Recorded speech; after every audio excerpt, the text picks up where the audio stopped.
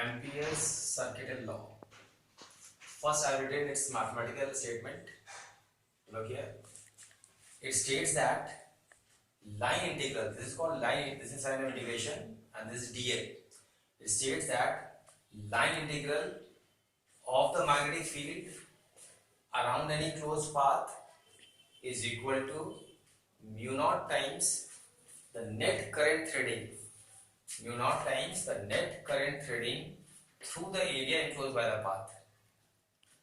This is your Ampere circuital law. Line integral of the magnetic field around any closed path is equal to mu naught times the net current threading through the area enclosed by the path. Now this term is new for you, threading. I am going to explain you with an example here. I have drawn a diagram here. It is a current carrying solenoid. If anyone asks you what is the current flowing in the solenoid, you will tell I. I is the current flowing solenoid. But in any study, we have to take only 3 loops. Suppose we are studying something, in that only 3 loops are considered. Then in each loop, in this loop, what is the current? I. What is the current flowing in the second loop? Again I. Here also I. So suppose we have to take the net current threading. So we will go on adding the current in each loop. In this case, net current threading will be 3I. Why 3I? We have to, threading means what? We have to go on adding the current in each loop. Suppose we have take 4 loop, it will be 4I. If there are n number of turns, then Ni. This is the meaning of net current threading. Proof of Ampere's circuital law. Let PQ be a long current carrying wire having current I. This PQ is a long current carrying wire and it has current I flowing in it. Now with the wire at its center, we draw a circle of radius r. Now suppose this is a wire PQ. So with the wire at its center, I am going to draw a circle of radius r. So with the wire at its center, we draw a circle of radius r. Then at every point on the circle, this circle what we have drawn, and every point of the circle, the magnitude of magnetic field by Biot-Savart law is given by B is equal to mu naught upon 2 pi I by R. At every point at distance R, the magnitude of magnetic field will be this. Now considering any circle element dl, I have taken one element current element dl. The direction of dl will be along tangent. Considering any circle element dl, we see that angle between magnetic field B and dl is 0 degree. Now look here, if this is a circular part, dl is along tangent, and if current is going this side, by right hand thumb rule, direction of magnetic field is also this side only. Everywhere the angle between circle element dl and magnetic field is 0 degree. Done. Now integration of B dot dl. B dot dl is B dl cos theta. So angle between B and dl is 0 degree. It will be B dl cos 0. Cos 0 is how much? 1. So it's B integration dl. Now integration of dl is L. Done. Now what is L? This is the length of the circular loop. If radius is r, L will be 2 pi r. So this becomes B 2 pi r. Now putting the value of B here, mu naught I upon 2 pi r. This 2 pi r, we get mu naught I. Therefore, integration of B dot dl, line integral of magnetic field is equal to mu naught times the net current threading. This is your proof of Ampere's circuital law. Magnetic field of a long straight current carrying solenoid. Now, long solenoid means what? The solenoid whose length is much greater than its radius. Long solenoid means the solenoid whose length is much greater than its radius. This is the meaning of long solenoid. Done. Now, experimentally it is seen that magnetic field along the axis of a long solenoid is very strong and uniform. Magnetic field along the axis is very strong and uniform, and it becomes negligible or 0 just outside it. As we move away from the axis, magnetic field becomes negligible or 0. Considering a closed rectangular path PQRT by Ampere's circuital law, stated B dot dl is equal to mu naught I dash. Now I is the current flowing solenoid. I dash are taken where I dash is the net current threading. Now breaking it, B dot dl from P to Q, B dot dl from Q to R, R to T, and T to P is mu naught I dash. Now look here. This is a current solenoid. The line magnetic field will be like this. This will line of force like this. If we take current element dl, current length dl here, so dl is this side and magnetic field is also along this axis only. If along PQ, the angle between dl and magnetic field will be 0 degree. It is 0 degree. Let us see this part.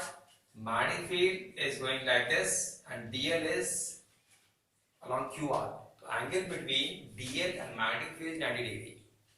Written here is B dot dl. This will be B dl cos 90.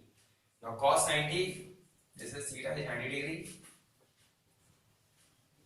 Cos 90 is 0. So therefore this will be B dl cos 90. Therefore this part becomes 0. In the same manner along PT, the angle between dl and magnetic field is again 90 degree. Therefore, B dl cos 90, this part will become 0. Done. Now for RT, now this point is outside the axis. Outside, I have written here, magnetic field is 0. So because magnetic field is 0, so therefore this part will become 0. So thus we have only this much part left from P to Q, integration of this B dot dl, mu naught I dash. Now angle between B and dl along PQ is 0 degree. So it becomes B dl cos 0. Cos 0 is 1. B is constant, we have taken out. The integration of dl is L. It's BL mu naught I dash, where L is the length of PQ.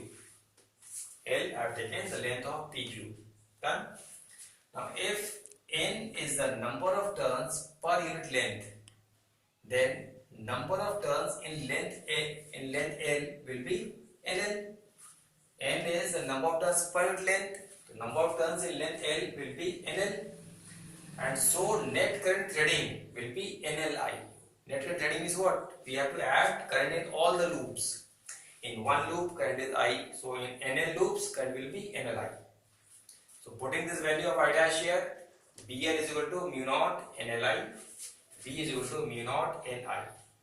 Where N is the number of turns per unit length. This is the expression for magnetic field along the axis of a long current carrying solenoid. Now we will see force acting on a moving charge in a uniform magnetic field.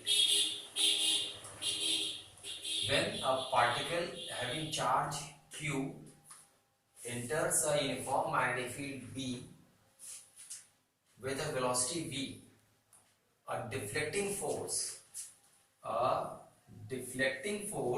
acts on it, which is given by F is equal to Q V cross V.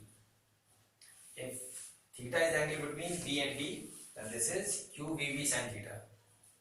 Now V cross V, if V is in the xy plane and V is along y axis, then V cross V given by right hand rule, V cross V will be in the z direction. Therefore, the direction of force F is perpendicular to the plane containing V and B.